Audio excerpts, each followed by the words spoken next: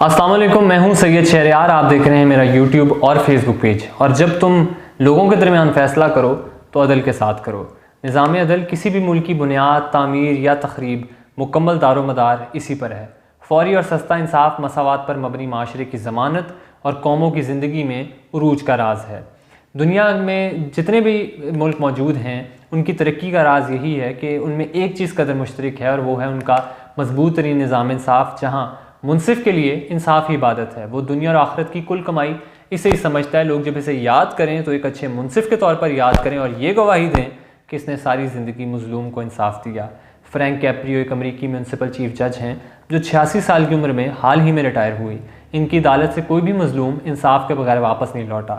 इनके इंसाफ पर मबनी फ़ैसलों की धूम पूरी दुनिया में सुनाई दी और दौरे हाजिर में जब भी फौरी इंसाफ की बात होगी फ्रैंक कैप्रियो का नाम सर फहरिस्त होगा। साल 2017 में इनके कमरा अदालत में दौरान समाअत बनाई जाने वाली वीडियोज़ इस कदर वायरल हुई कि इन्हें 15 मिलियन मरतबा देखा गया और 2015 से 2019 तक लगभग 100 मिलियन मरतबा देखा गया। एक और वीडियो जो यूट्यूब पर शेयर की गई थी इसे 86.6 मिलियन बार देखा गया। कैप्रियो रिटायरमेंट के बाद जब आवाम का शुक्रिया अदा करने सड़क पर निकले तो आंखों में आंसू लिए हर तरफ से फूलों की पत्तियां निछावर करते शहरियों का एक ही मुतालबा था, टेक बैक योर रिटायरमेंट कैप्रियो। अब ज़रा पाकिस्तान के अदालती निज़ाम और मोअज़्ज़ज़ जज साहिबान की अहलियत के बारे में बात करते हैं। सितंबर 1948 में कायद-ए-आज़म मोहम्मद अली जिन्ना के रुखसत होने के बाद मौलवी तमीज़ुद्दीन पाकिस्तान के आइन साज असम्बली के स्पीकर मुंतखब हुए, लेकिन 7 साल गुजरने के बावजूद असम्बली नया दस्तूर यानी आइन बनाने से कासिर रही।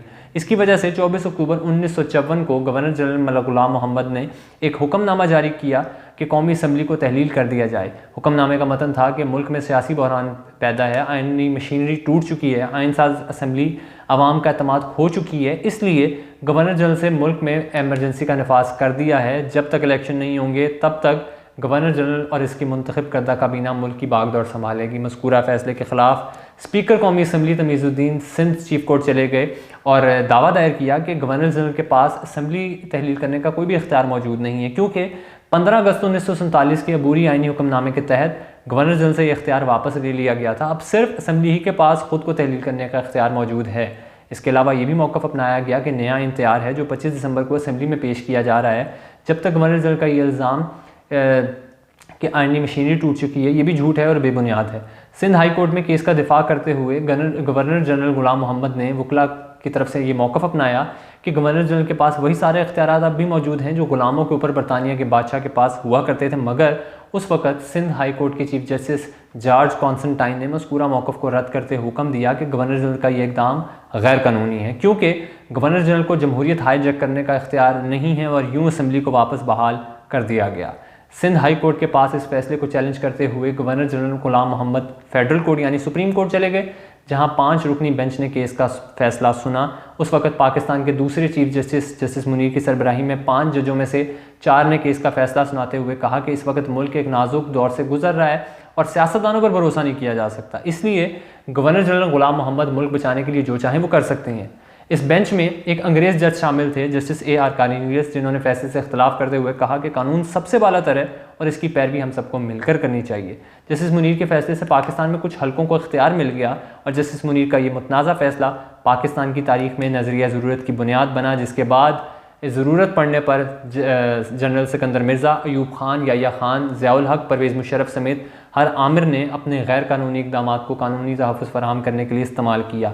फ्रैंक कैप्रियो शायद जस्टिस A.R. कार्निलियस की रिवायत के अमीन हैं और हमारे जजेस आज तक जस्टिस मुनीर के नज़रिया ज़रूरत के पैरोकार। मार्शाल्लाह लगे, जमहूरी हुकूमतें बरतरफ हुई, हमारे जजेस सवाए एक आध बार कभी भी कानून और जमहूरियत का साथ ना दे सके और मसलहत का शिकार हुए। बराह रास्त मार्शाल्लाह के बाद गुज़िश्ता 15 साल से मुल्क में मुंतखब वज़ीर-ए-आज़म और सियासतदानों को नाअहली का खेल एक रचाया गया। हमारी अदलिया ने इस मुहिम में भी बढ़ चढ़ कर अपना हिस्सा लिया और किरदार अदा किया। मुख्तलिफ मुंतखब वज़ीर-ए-आज़म जैसे कि नवाज़ शरीफ को पनामा के फैसले की सूरत में नाअहल कर दिया गया और नवाज़ शरीफ को बेटे से एक ऐसी तनख्वाह जो कभी वसूल नहीं हुई ब्लैक लॉ डिक्शनरी का सहारा लेते हुए इसे सासा बनाया गया और फिर इस जुर्म में सियासत से ताहयात नाअहल कर दिया गया। इसका खमियाजा कोई और नहीं बल्कि पाकिस्तान और पाकिस्तान की आवाम आज तक भुगत रहे हैं। इमरान खान की सूरत में एक नया तजर्बा किया गया जो मुकम्मल नाकाम हुआ और फिर इसके अजाले कोई और नहीं बल्कि हमारी मातहत और आला अदलिया दोनों से एक बार फिर से काम ले लिया गया। अब सवाल ये है कि आखिर ये सिलसिला कब तक जारी और सारी रहेगा। मौला अली अलैहिस्सलाम फरमाते हैं कि कोई भी माशरा कुफर के साथ कायम रह सकता है लेकिन जुल्म के साथ नहीं। हमारे यहाँ कुफर नहीं लेकिन जुल्म है और अदल नापैद। मगरिब में कुफर है लेकिन हर दूसरा जज जस्टिस फ्रैंक कैप्रियो है। यही वजह है कि वो माशरे मुसलसल तरक्की कर रहे हैं और हम जवाल का शिकार हैं। हमें बहैसियत कौम और हमारी अदलिया को बहैसियत इदारा एक लम्हे ही रुक कर सोचना होगा कि इस मुल्क की तबाही में सियासतदानों, जनरलों और जजेस में से किस किस का कितना हिस्सा है, और अगर सियासतदान और जनरल गलत थे तो इन्हें आइन और कानून की राह दिखाना किसका काम था। इजाज़त दीजिए, अल्लाह हाफ़िज़।